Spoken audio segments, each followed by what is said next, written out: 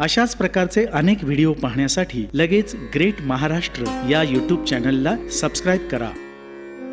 नमस्कार शेतकरी बंधू भगिनींनो, तुम्ही पाहत आहात ग्रेट महाराष्ट्र चॅनल। तुम्ही चॅनलवर नवीन असाल तर लगेच सबस्क्राईब करा आणि घंटेच्या चिन्हाचं बटन दाबा, म्हणजे आमचे नवे व्हिडिओ तुमच्यापर्यंत लगेच पोहोचतील। मित्रांनो, आज आपण पाहणार आहोत केळी लागवडीविषयी सविस्तर माहिती।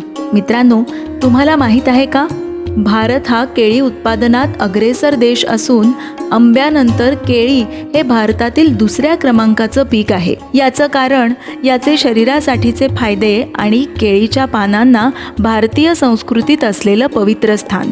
केळीचे फायदे आणि सांस्कृतिक स्थान आपण जाणून घेऊच, पण त्याआधी केळी लागवडीसाठीची जमीन, लागवडीची पद्धत आणि त्यासाठीचं हवामान, तसंच त्यातून मिळणारं उत्पन्न, अशा अनेक गोष्टींची माहिती आपण घेणार आहोत। आता पाहूया केळी लागवडीसाठी जमीन कशी असावी।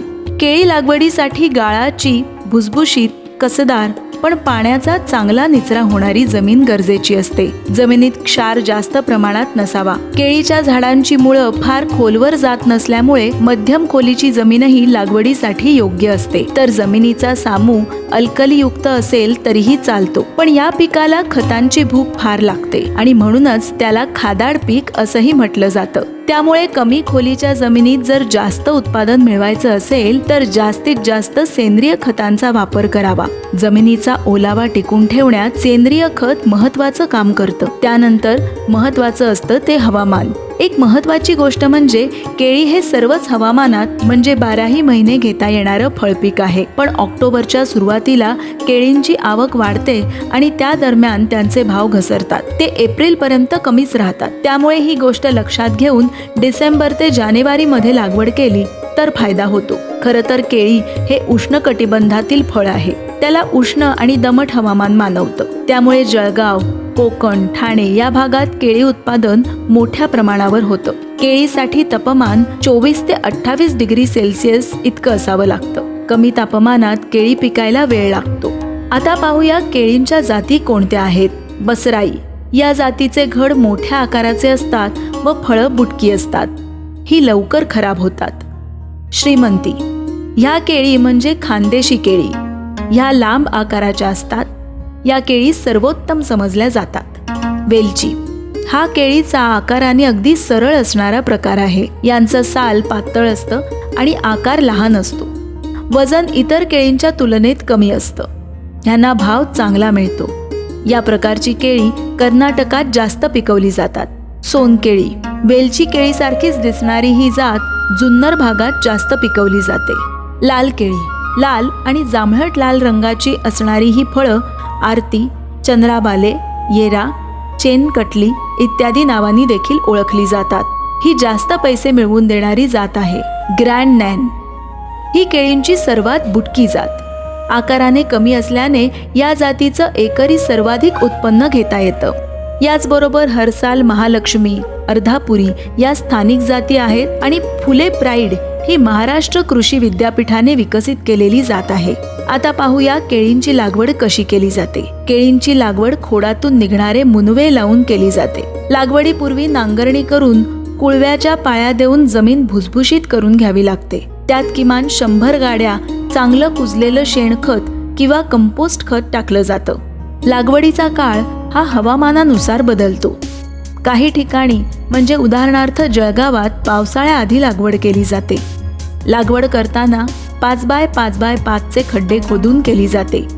2 झाडांमधलं अंतर 1.25 बाय 1.25 मीटर इतकं असतं। काही ठिकाणी सऱ्या पाडूनही लागवड केली जाते। लागवडीसाठी साधारणतः बरेच शेतकरी कोंबांचा वापर करतात, तर काही शेतकरी उती संवर्धन केलेल्या बियाणांचा वापर करतात। केळी बागेसाठी एका रोपाची किंमत साधारणतः 15 रुपये इतकी असते। आता पाहूया केळीची अभिवृद्धी। कंदापासून केळीची लागवड केली जाते। कंदापासून अभिवृद्धी करताना 2 ते 3 महिने जुने कंद म्हणजेच मुनवे निवडले जातात। नारळाच्या आकाराचे 450 ग्रॅम ते 750 किलोग्रॅम उभट कंद, 1 लिटर जर्मिनेटर, 500 ग्रॅम प्रोटेक्टंट 100 लिटर पाण्यासोबत 3 ते 4 मिनिटांसाठी बुडवून घेतात। यानंतर पाहूया खतांची मात्रा कशी दिली जाते. केळींना प्रति झाड 10 किलो इतकं शेणखत तर 5 किलो गांडूळ खत द्यावं लागतं. नत्र 200 ग्रॅम, 40 ग्रॅम स्फुरद तर 200 ग्रॅम पलाश प्रति झाड द्यावं लागतं. त्याच स्फुरदाची संपूर्ण मात्रा लागवडीच्या वेळीच दिली जाते. आता पाहूया केळी बागेसाठी पाण्याचं व्यवस्थापन कसं केलं जातं. केळी बागेसाठी ठिबक सिंचन पद्धतीने पाण्याचं व्यवस्थापन करणं फायद्याचं असतं. केळी बागेला 2000 ते 2200 मिलीलिटर पाणी लागतं. ठिबक सिंचनाला एकरी 15,000 इतका खर्च येतो. आता पाहूया काढणी कशी केली जाते. लागवडीनंतर केळी साधारण 8 ते 13 महिन्यात काढणीला येतात. घडातील केळी तयार होताना फळांचा गर्द हिरवा रंग जाऊन फिकट पिवळा रंग यायला लागतो. फळावरील कडा नष्ट होत जाते व त्याला गोलाई येते. फळावर टिचकी मारल्यावर धातूवर मारल्यासारखा आवाज आल्यास घड पिकला असं समजलं जातं. काढणीचा काळ केळींच्या जातीनुसार वेगवेगळा असतो. काही वेळेला अर्ध पिकलेली केळी काढली जातात, कारण विक्रीसाठी जाताना आणि प्रत्यक्ष ग्राहकाच्या हातात जाताना ते नीट पिकलेलं असावं. केळीला एकरामागे 6 ते 7 लाख इतका वार्षिक निव्वळ नफा तुम्हाला मिळू शकतो. कमीत कमी 1 लाख इतका खर्च याला 1 एकरामागे येतो. आणि हेच कारण आहे की केळी उत्पादनात महाराष्ट्र भारतात अग्रेसर आहे आणि भारत जगात अग्रेसर आहे. जाता जाता केळीचे फायदे आणि सांस्कृतिक महत्त्व.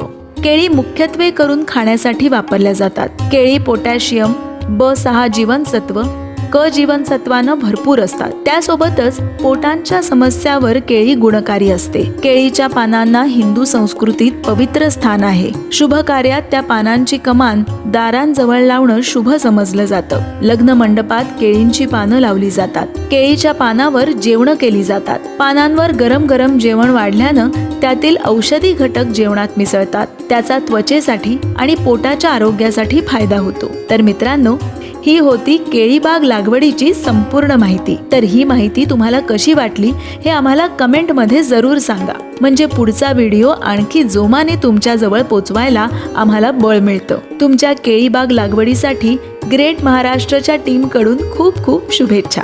जय महाराष्ट्र, ग्रेट महाराष्ट्र.